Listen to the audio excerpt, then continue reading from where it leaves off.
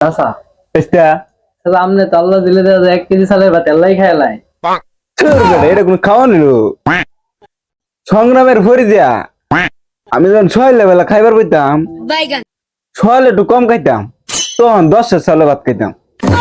তুই রে সময় যখন আমি মাটি কাটতে বাড়িতে বইতাম উঠানটার মধ্যে আনো বই হাইরিয়া আমার আম্মা আমার লাগে 8 9 সালের ভাত খান্ত।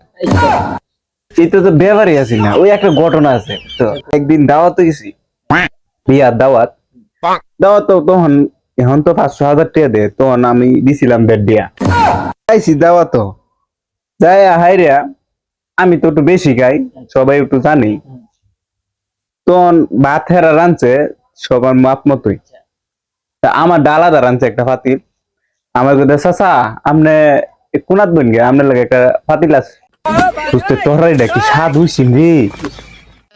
আমি এমন চালের 1 মিনিট ডেকে দেখলাম আমাদের বাড়তি রাঁধছে যে গরুর গোস্তি দিয়ে আমি 1 মণ খাইছি। আল্লাহ গরুর গোস্তি দিয়ে 1 মণ খাই আইরে এখন খাসি রয়েছে মুরগি রয়েছে রোস্ট রয়েছে তখন আমি যাই কইলাম কিরে বেড়া পাতিল তো এটা শেষ আর একটা পাতিল দে চাচা শেষ আমি হ করতে খারো নামের লাগে আর 2 মণ ভাত লয়ে যাচ্ছি তো পরে খাইলাম আরো 2 মণ মোট হলো 3 মণ।